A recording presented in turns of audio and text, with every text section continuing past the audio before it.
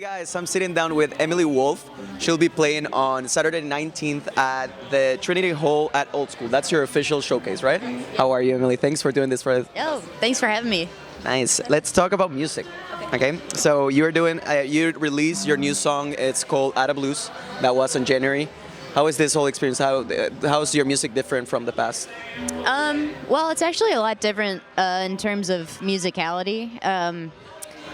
I think I've gone in like a different direction with it. I've gone to a more three-piece kind of power trio rock vibe, and I used to be really acoustic, and because I lived in an apartment and I wasn't allowed to be loud. But now I live in a one-story duplex, and I can crank my amp up as loud as I want, and I think I've just kind of grown into myself as a rock musician. So.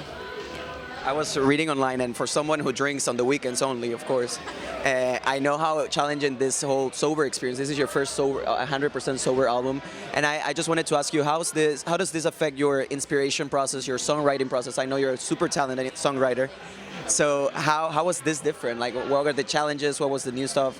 Can you tell me a little bit about that? Yeah, it's. I mean, when I was drinking a lot, it was. I was kind of like not present in the songwriting process. Like, I was, of course, there with the guitar, but I didn't really feel anything because I was numb.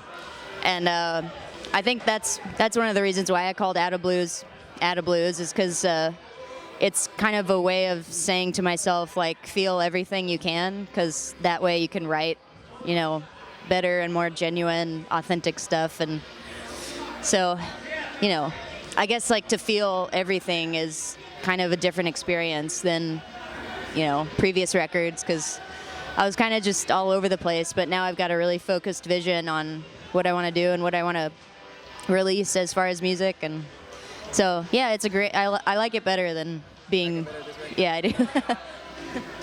Thank you. And do we have a name for the new album yet, or you're still working on it? Do we have an idea for it?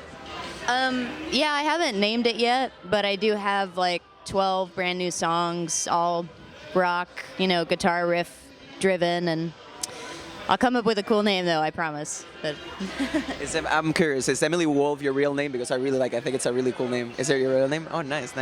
And let's see, what comes next for you? What comes next? You have a tour coming up. What's next for Emily Wolfe?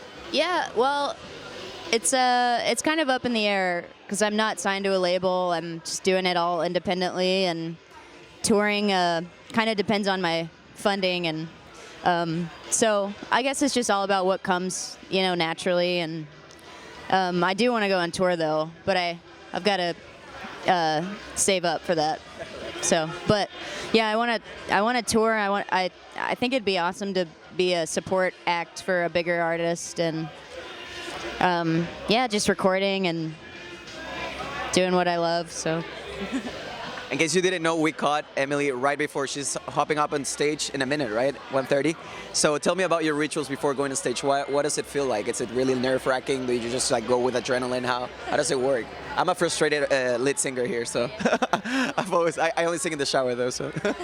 Well, yeah, I do actually have this one ritual. It's kind of silly, but I watched this one 3-minute video, and it's an interview with Dave Grohl.